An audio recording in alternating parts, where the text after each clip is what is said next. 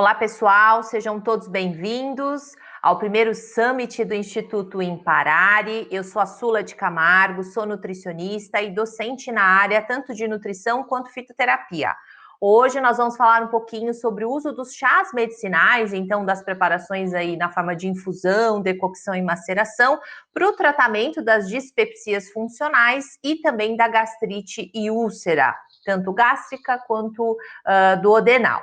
Mas antes disso, eu vou passar alguns recadinhos. Eu tenho uma cola aqui, são 4 recados. Então, vamos lá. Primeiro, né, já estão abertas aí as inscrições para os cursos de pós-graduação. São vários cursos de pós-graduação do Instituto Imparare. É uma parceria com a Universidade Unip, né, com a Unip. Deem uma olhadinha no site para vocês conhecerem quais são esses cursos, se vocês se interessarem, né, poderem se inscrever.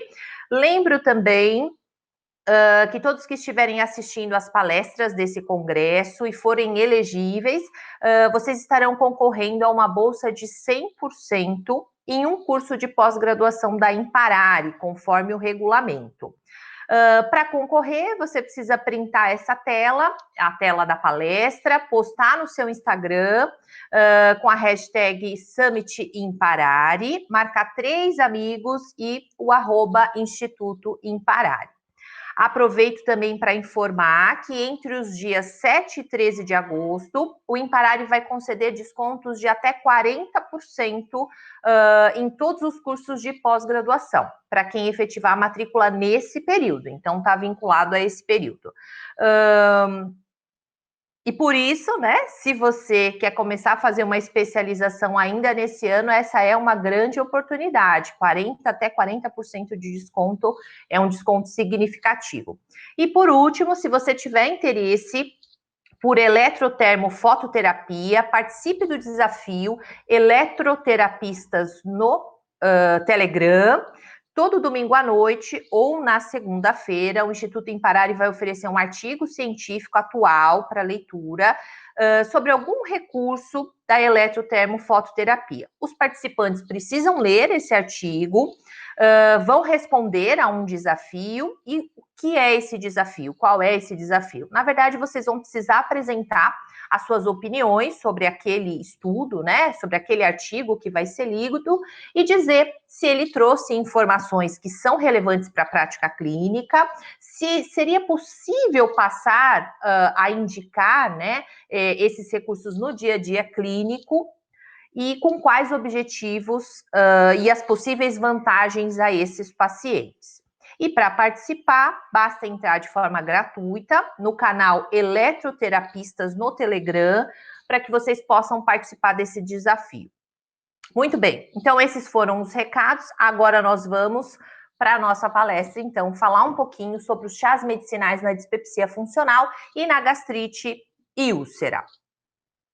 Bom, então primeiro vamos trazer um conceito geral, né, alguns aspectos relacionados à dispepsia.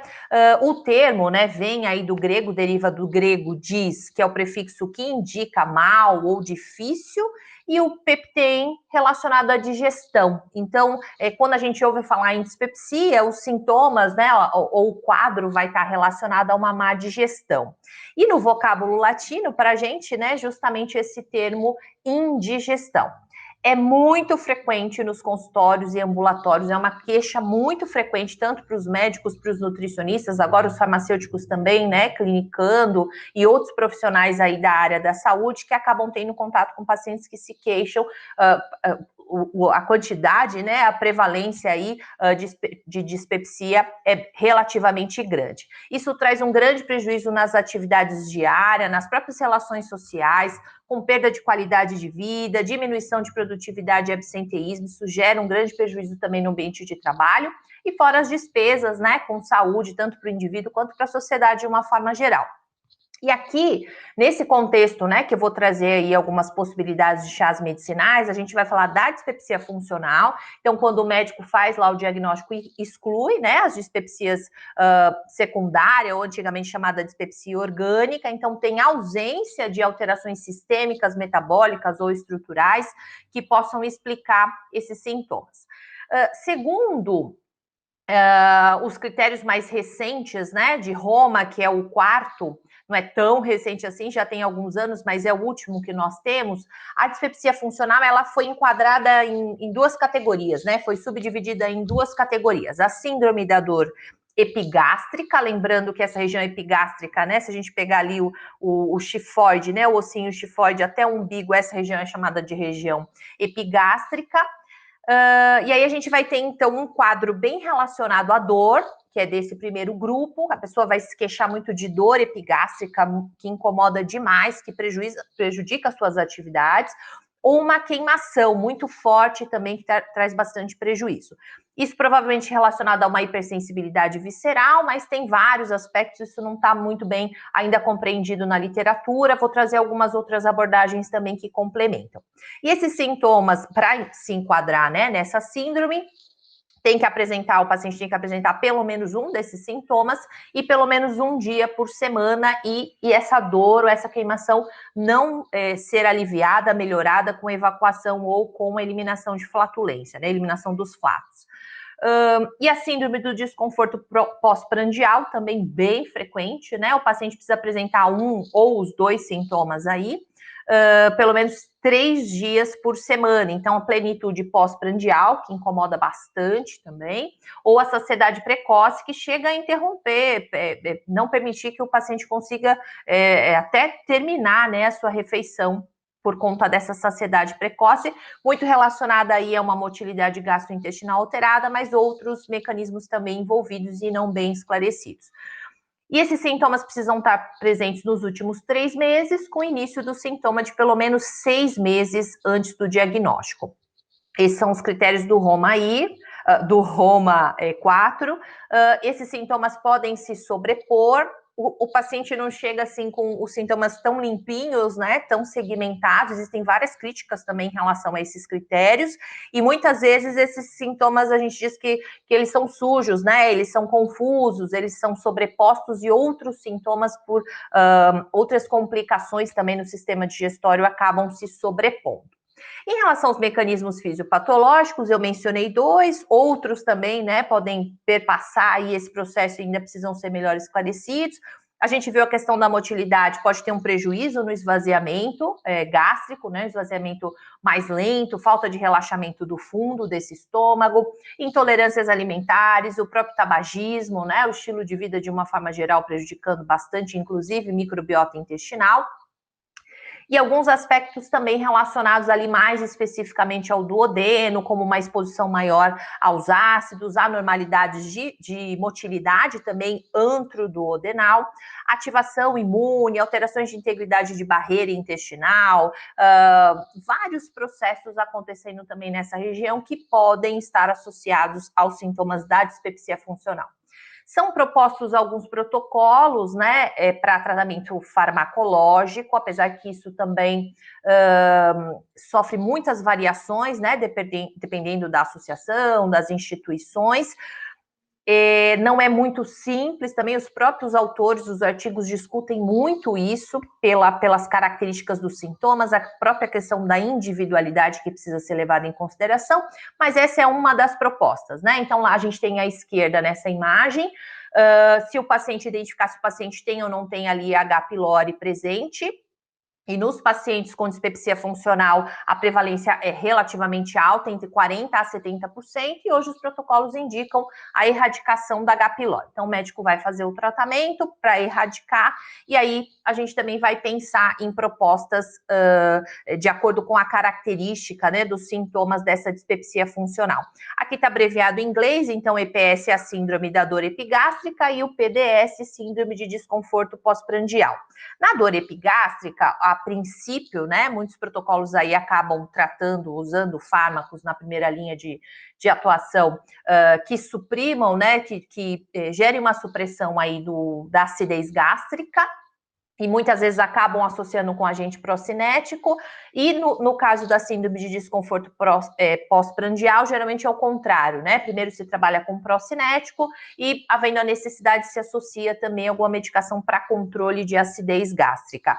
Geralmente são os inibidores de bomba de prótons, né? Esses são os principais, os omeprazóis, os prazóis.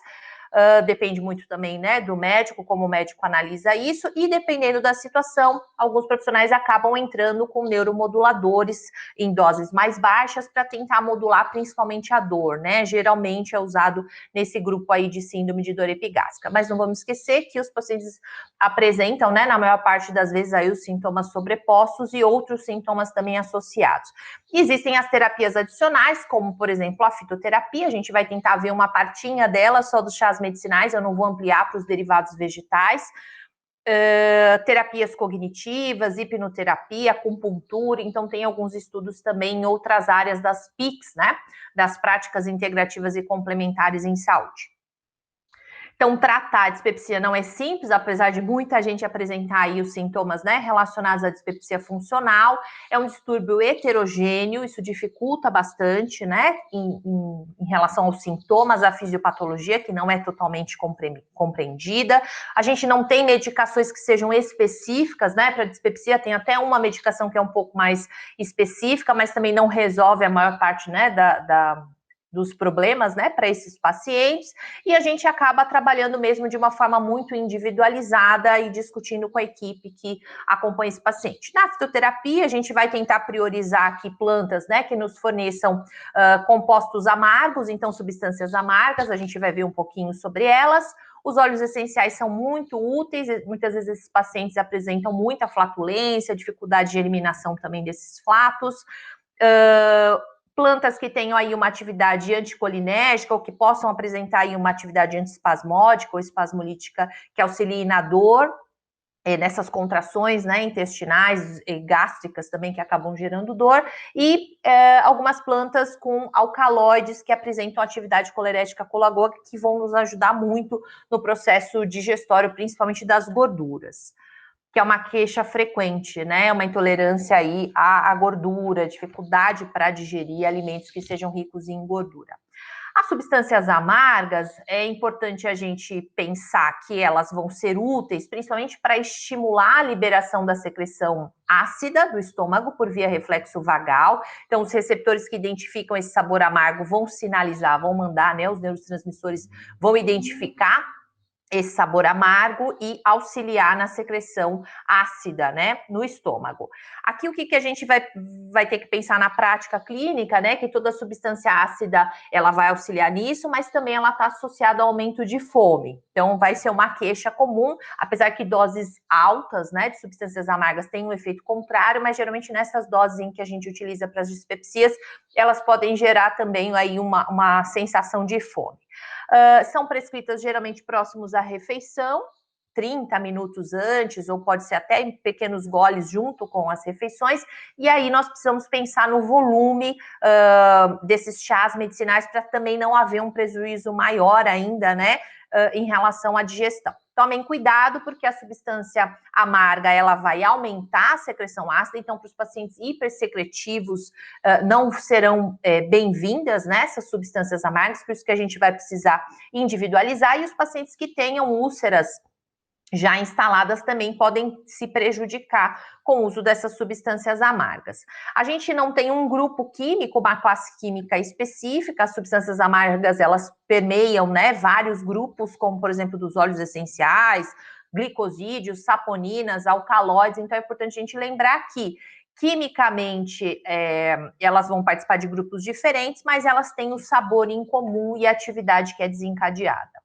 Plantas coadjuvantes como carminativas e espasmolíticas, como eu mencionei anteriormente, vão ser muito bem-vindas, né, por conta de outros sintomas também que acabam estando aí presentes.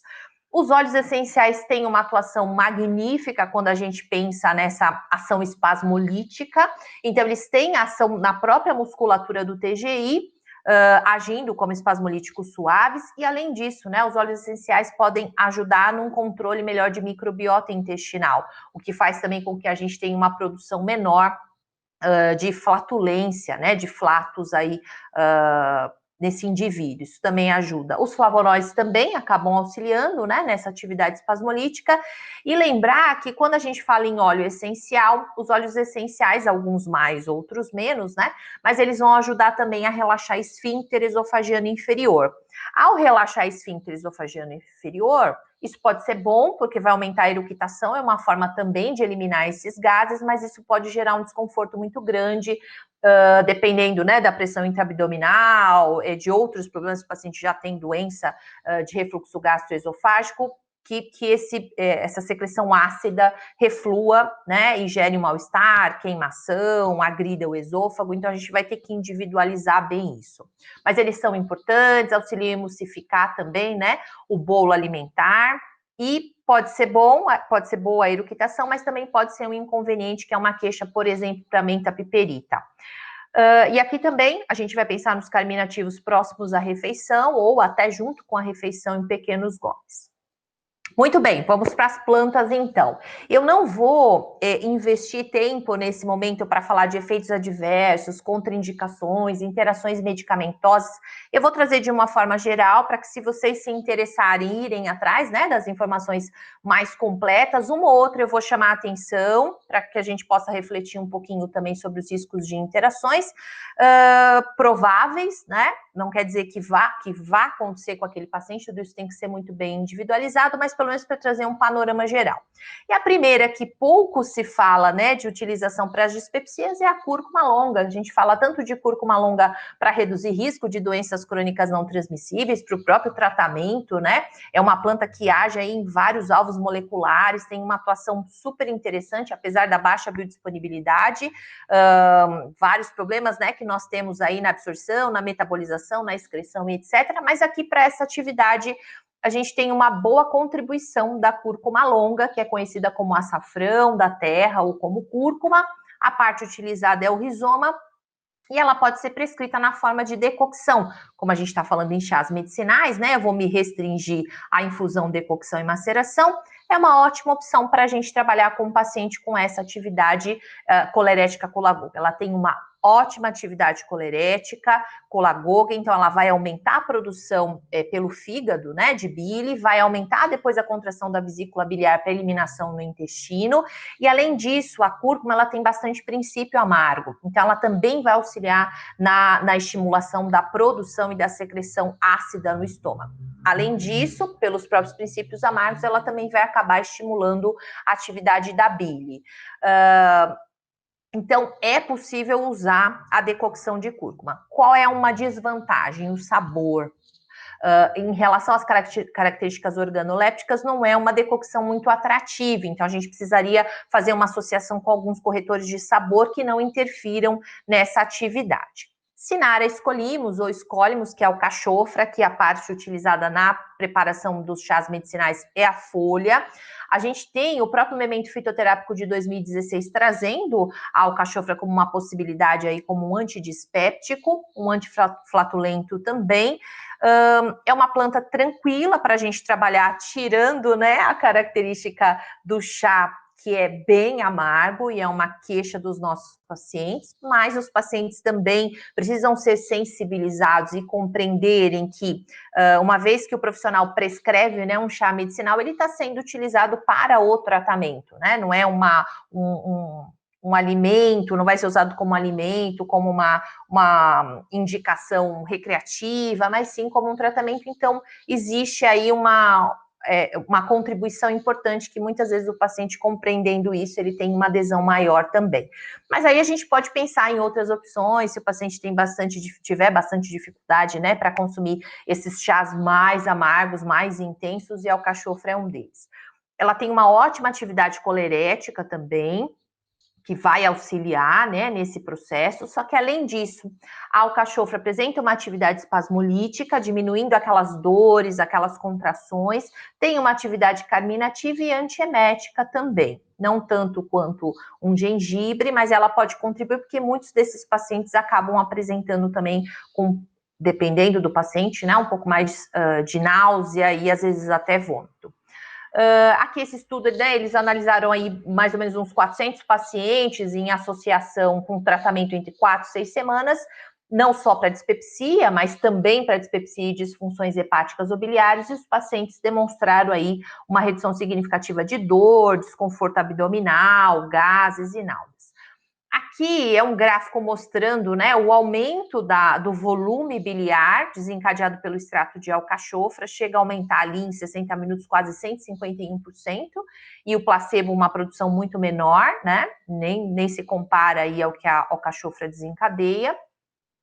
E a RDC 10 de 2010, que foi revogada pela 26 de 2014, mas o anexo 1 não perde validade, traz informações valiosas. Sugiro que, se vocês não conhecem, né, esse anexo 1 da RDC 10 de 2010, que foi revogada, que peguem na internet, é um documento gratuito, e ele traz informações técnicas, científicas aí sobre as plantas, que são muitas plantas, mais de 60 plantas bem úteis no dia a dia dos profissionais da saúde.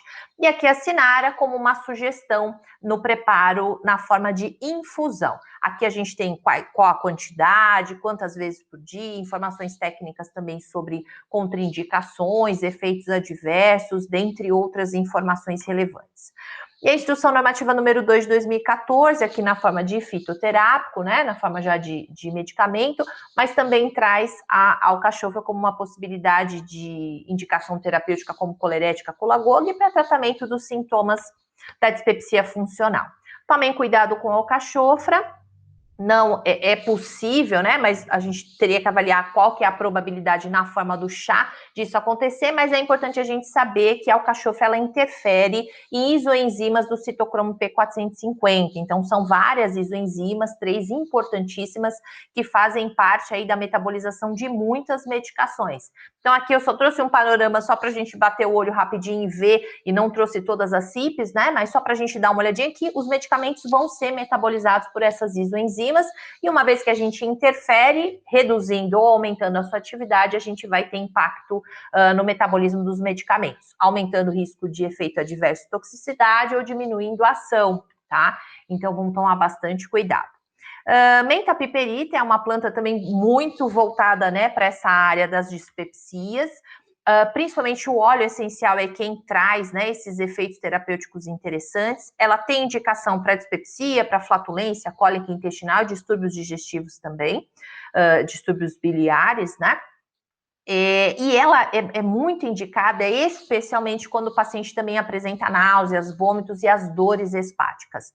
A menta é muito estudada em síndrome de intestino irritável, nesses pacientes que sofrem muito, né, com essas dores, e nesses casos também de dispepsia, principalmente quando o paciente se enquadra ali, né, naquela síndrome da dor epigástrica, a gente tem uma ação interessante. Apesar que nos dois casos, nas duas classificações, a menta tem sido estudada e parece ser valiosa também nesses dois contextos. Mecanismo de ação, bloqueio dos canais de cálcio, que gera também um relaxamento importante na musculatura do TGI, relaxamento de esôfago, ajudando a difundir aqueles espasmos esofágicos, diminuição da pressão intragástrica e a motilidade gastroduodenal. Só que não foi identificado nos estudos nenhuma atuação aí no reflexo da acomodação gástrica e na taxa de esvaziamento.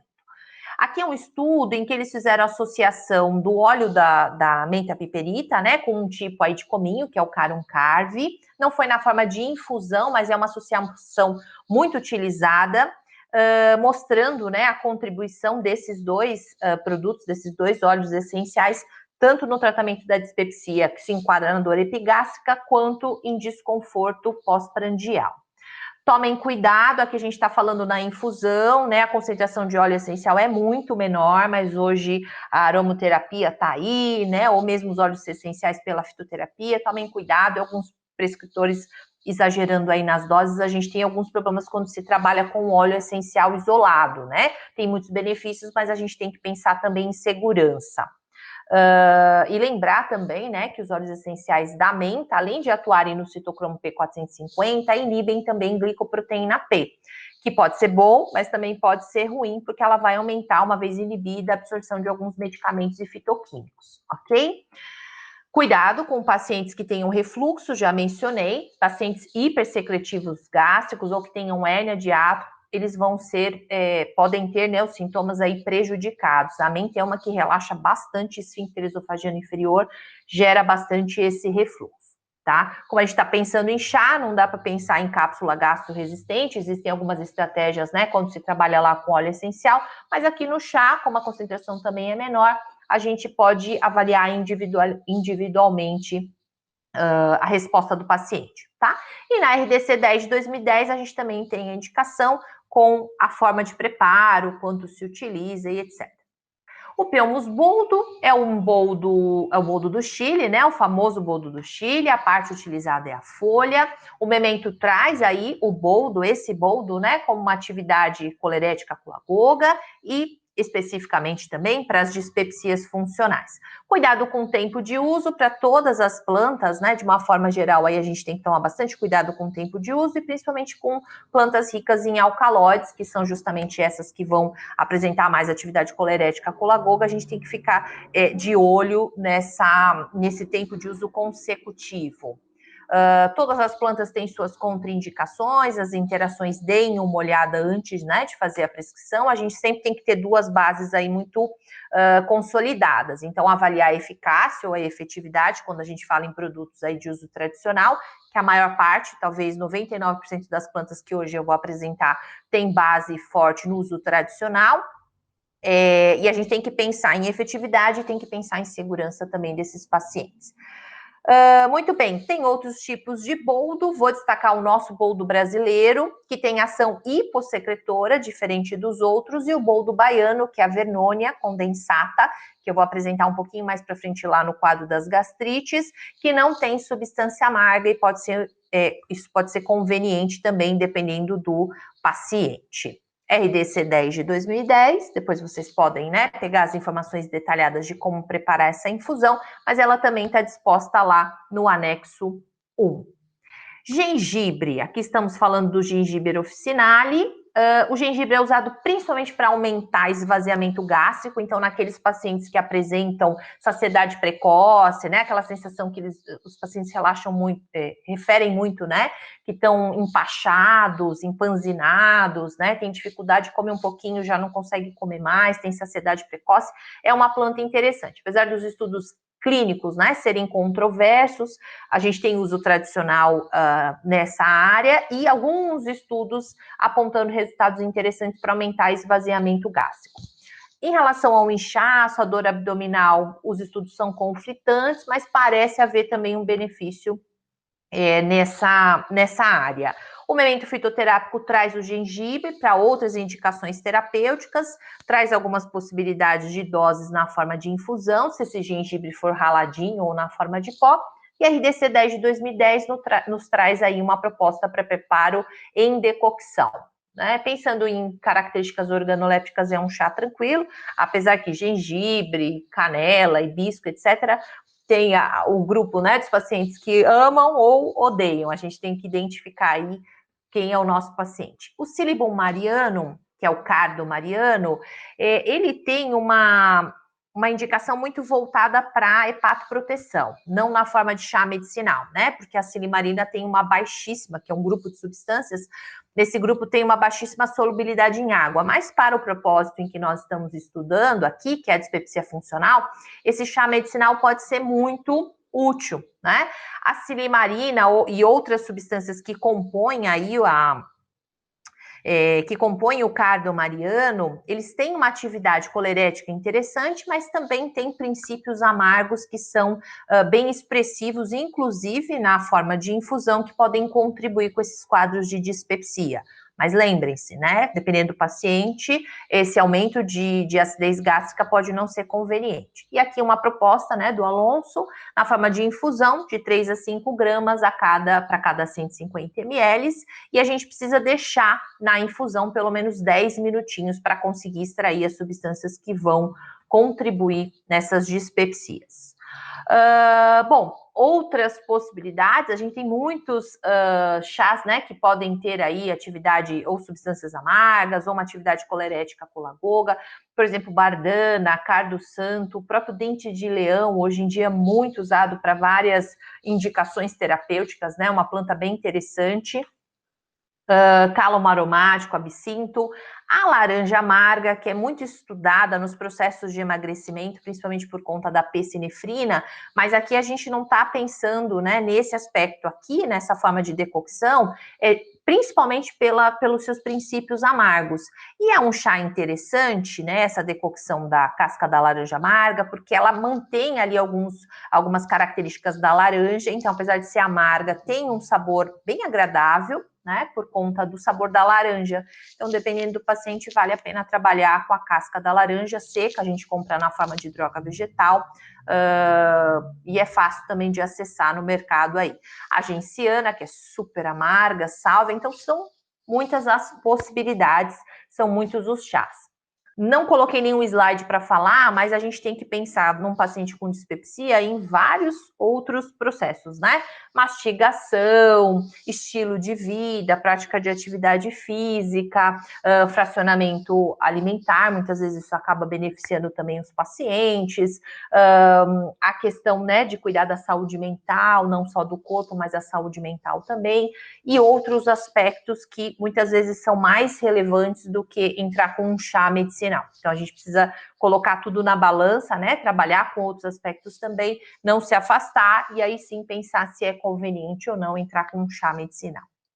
Bom, gastrite e úlcera. Então, gastrite, a gente tem a principal queixa, né, do paciente com gastrite é uma dor, ele se refere a uma dor na boca do estômago, é uma dor localizada, geralmente quando ela irradia é porque já tem uma úlcera aí avançando, né, apesar que hoje em dia a perfuração, uma úlcera muito avançada, né, já chegando aí numa perfuração é muito mais difícil, até por conta do tratamento medicamentoso que os médicos acabam adotando, tem seus inconvenientes, mas por outro lado reduziu muito, né, aí os casos de perfuração de úlceras. Sensação de peso no estômago, náusea, vômito e azia ou queimação, né, são sinônimos se houver aí um retorno, né, um refluxo desse suco gástrico por algum defeito no esfíncter ou por outros motivos, né, a própria obesidade aumenta, o consumo de alguns alimentos que relaxam o esfíncter esofagiano inferior, dentre outros motivos.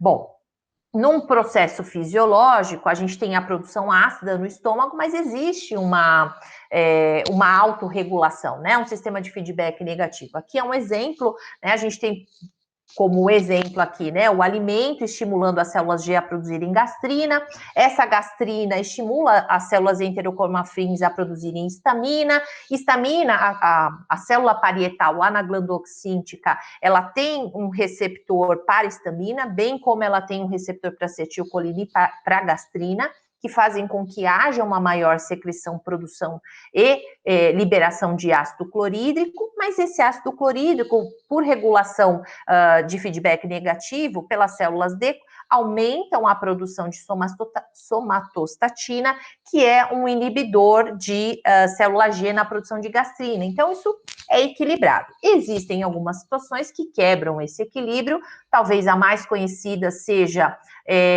a situação mais conhecida seja o uso prolongado do ácido acetil salicílico e dos anti-inflamatórios não esteroidais, né? Esse grupo aí muito criticado, mas às vezes necessário, mas é um bom interruptor aí de equilíbrio, né? Dessa produção ácida. Tabagismo, infecção por Helicobacter pylori, a própria gastrite autoimune. Então, existem alguns fatores que podem desencadear esse processo.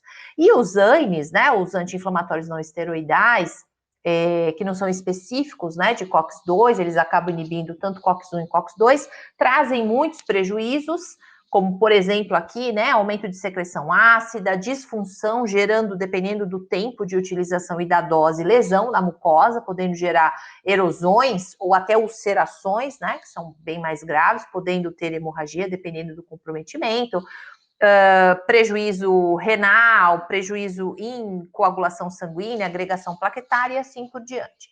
Mas não só a inibição de COX-1, mas a inibição de COX-2 também é prejudicial. Quando a gente pensa principalmente em estômago, né, a gente precisa de um certo nível de prostaglandina E2 e principalmente a desencadeada aí pela via, né, inflamatória da COX-2, que acaba aumentando significativamente a produção de muco, de bicarbonato, de fosfolipídios, então que são protetores da mucosa gástrica. E a inibição de COX-2 também, ela vai acabar trazendo prejuízo. A gente tem que pensar no equilíbrio, tem que ter inibição, mas não muito intensa, porque vai haver prejuízos justamente nesse equilíbrio, que pode prejudicar bastante, né, a gastrite, e ela pode, inclusive, evoluir para uma úlcera. Aqui uma representação, né, de uma úlcera gástrica, mas a úlcera duodenal é da mesma forma, né, vai acontecer, e aí a gente tem um desequilíbrio entre os fatores de proteção da mucosa e os fatores agressivos. Fatores agressivos vamos compreender como o próprio ácido clorídrico, a pepsina, o estresse oxidativo, é um dos mais envolvidos aí nesse processo, aumentando a peroxidação lipídica de membrana, o Helicobacter pylori, e aí a gente tem que equilibrar, né, com uma boa camada de muco. O próprio muco já tem uma atividade antioxidante, mas tem vários outros meios aí para aumentar, né, essa atividade, e o bicarbonato, que traz um equilíbrio também para esse pH e uma proteção para a mucosa. O tratamento da gastrite e da úlcera, os médicos acabam lançando mão muitas vezes aí dos inibidores da bomba de próton, como eu disse, né, os prazóis. Hoje existe uma campanha enorme para retirada desses medicamentos. Muitas vezes são necessários, né? O grande problema também é o uso prolongado e um uso equivocado. Muitos pacientes se automedicam, né, com esses medicamentos, isso também traz grandes prejuízos. Alguns dos prejuízos, né, a supressão crônica da secreção ácida pode mudar toda a flora, né, o bioma ali do estômago, levar ao crescimento bacteriano, facilitar a ocorrência de infecções entéricas ou própria gastrite, atrasar o esvaziamento gástrico, isso tem estudos mostrando para refeição sólida, né, gerando sintomas de dispepsia, inativação enzimática, porque a gente muda pH, muda toda a ação enzimática. Prejuízo na digestão, trazendo deficiências, por exemplo, né, prejudicando a digestão proteica, absorção de alguns micros, aqui eu trouxe o exemplo do magnésio. Não vamos esquecer que, havendo uma alteração também no estômago, a gente pode ter um prejuízo no fator intrínseco e uma absorção menor de B12, levando a uma anemia perniciosa, maior risco de comprometimento cognitivo, inclusive de jovens, né, tem estudos mostrando isso, em uso agudo, inclusive, uso curto, né, de curto prazo, prejuízos em jovens, tem estudos mostrando maior associação com Alzheimer em indivíduos idosos. Claro, tem vários vieses, vários problemas em metodologia, mas acho que é algo para a gente refletir, né? Maior risco de fraturas, insuficiência renal, entre outras doenças. Além disso, né, o que se tem falado muito é a questão do risco aumentado para câncer, isso também é questionado, muitos autores questionam se realmente isso aconteceria, né, de que forma, qual que é a condição.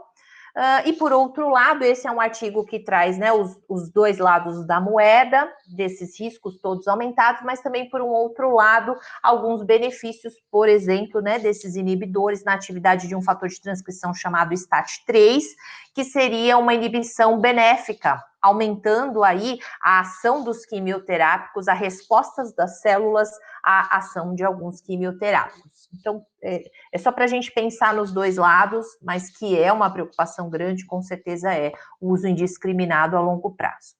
Bom, tanto na gastrite quanto na úlcera, como na dispepsia, né, o estilo de vida de uma forma geral também vai fazer diferença. Estou tentando trazer isso só para a gente refletir que não adianta só pensar em fitoterapia ou pensar, né, em medicamentos, mas que a gente tem que pensar no todo, nesse indivíduo como um todo. Saúde mental, já falei, manejo de estresse, qualidade de sono, atividade física, microbiota, peso saudável, evitar alguns tipos, né, de refeições, os hábitos, né, o fumo muito relacionado a um prejuízo e o processo de mastigação, que geralmente o maior problema está aí na mastigação. Bom, então, para tratamento, pensando nos chás, a gente vai tentar regular essa secreção ácida e aumentar a barreira de proteção. Certo? Então, a gente vai trabalhar com plantas com chás que possam aumentar a capacidade antioxidante, trabalhar melhor essa cascata de inflamação do ácido pelo ácido araquidônico, estabilizar a membrana, diminuir peroxidação lipídica, né, nessa membrana, aumentar a mucina, diminuir leucotrienos, que faz parte dessa cadeia inflamatória, porque isso agrava ainda mais, né, o processo. Então, vou trazer aqui algumas plantas, só para a gente dar uma passada por elas. A guaça-tonga, que é uma planta interessante, tem sido utilizada também nos tratamentos da gastrite. A gente vai ter mais uso tradicional, são poucos os estudos clínicos que investigam essa finalidade, mas trouxe aqui algumas propostas, inclusive, de como que ela age. Uma forma seria inibição de fosfolipase A2, apesar que não foi testado o subgrupo 4, que é o mais relacionado à inflamação em humanos, né? Mas possivelmente ela atua aí. E a gente sabe que a fosfolipase A2 está lá em cima, né, dessa via inflamatória, onde a gente inicia a cadeia, a cascata inflamatória, onde vai haver liberação de ácido araquidônico para as COX e as LOX, né? Utilizarem o ácido araquidônico como substrato. Então, a gente inibe ali o comecinho dessa cadeia. Tem uma inibição seletiva de COX-2 e a ação anti-inflamatória foi identificada em modelos animais, tanto para o extrato aquoso, como para hidroetanólico e o próprio óleo essencial. Tem uma atividade antiulcerogênica bem valorizada, né? Aí é uma possibilidade. Tem uma atividade anti-inflamatória sem causar úlcera. E a RDC10 de 2010 traz tanto para a dispepsia, essas plantas elas vão se conversarem aí tanto no contexto da dispepsia quanto da gastrite, mas didaticamente acabei separando só para facilitar também aqui a abordagem. Essa cúpia, que é uma planta mexicana, tem alguns estudos com ela, e esse especificamente na forma de infusão, mostrando um resultado bem interessante da infusão, mas é em modelo animal, com um aumento de prostaglandina, que desencadeou um aumento da produção de muco gástrico, secreção de bicarbonato, uma atividade anti-H. pylori, uma atividade anti-inflamatória sem causar úlcera, uma planta bem interessante. E no México, eles usam, tem uso tradicional, né, justamente para essa finalidade. Alcaçuz, super relacionada a esse processo de tratamento de úlceras, tanto gástrica quanto duodenal. Aqui, Instrução Normativa número 2 de 2014, trazendo, né, o alcaçuz como uma possibilidade. Tem uma atividade anti-inflamatória, diminui a atividade de fosfolipase A2, mas também diminui a translocação do fator de transcrição NF-κB. O NF-κB é o principal fator de transcrição relacionado aí ao processo inflamatório, quando ele está lá quietinho no citoplasma, né, com seu inibidor, que é o IKB-alfa, a gente não tem essa ativação. Quando ele migra para o núcleo e se liga em regiões promotoras de genes inflamatórios, aí o processo acaba se agravando. E são vários os estímulos que podem aumentar aqui essa via do IKK, que vai fazer com que haja maior fosforilação do IKB-alfa, e uma vez fosforilado ele é degradado. E aí ele libera, né, o NF-κB para migrar para o núcleo. E o alcaçuz também inibe a INOS, que é uma enzima também induzida no processo inflamatório, que faz com que haja um aumento desse processo, dessa translocação do NF-κB para o núcleo da célula. Tomar cuidado com o tempo de uso do alcaçuz, né? A quantidade e o tempo, sempre ficar muito atento. Às vezes a gente faz uma prescrição num valor para o paciente, ele entende que aquela quantidade é boa, mas se ele dobrar ou triplicar, ele vai ter um benefício maior, e algumas plantas a gente tem um risco aumentado. O alcaçuz é uma delas. A gente tem uma atuação muito semelhante ao corticoide, ao cortisol, né, dependendo da dose e do tempo de uso. Ele é inibidor competitivo de uma enzima chamada 11-beta-hidroxisteroide desidrogenase 2, que é quem faz a conversão do cortisol ativo no inativo. Então, a gente começa a ter muita atividade semelhante ao cortisol. Alguns pacientes sofrem com crises, né, hipertensivas intensas, a gente pode ter alguns problemas sérios. Mais difícil com a infusão, mas é possível dependendo da quantidade e do tempo de utilização. E sugestões aqui, né, de doses, por exemplo, decocção pelo grupo da Glaucia Saad, de 2 a 4 gramas para cada 150 ml de água, 3 vezes por dia. E a Maitenus ilicifolia, espinheira santa, super famosa também nesse contexto, principalmente no tratamento, né, das gastrites, mas também como um antidispéptico importante. A gente tem algumas dentro do fitocomplexo, né, algumas substâncias, alguns fitoquímicos que contribuem especialmente com esse processo. Então, primeiro, alcalinização de pH, provavelmente os taninos mais relacionados a essa ação, um efeito antagônico a receptores histamínicos, diminuindo secreção ácida, aumento da produção de mucina, principalmente pela regulação dos níveis, né, ótimos ali de prostaglandina E2 na mucosa, que são desencadeados principalmente pelos triterpenos, mas a gente também tem polissacarídeos importantes que atuam nessa proteção. Os flavonoides também contribuem, principalmente na atividade antioxidante, diminuindo a peroxidação lipídica dessa membrana.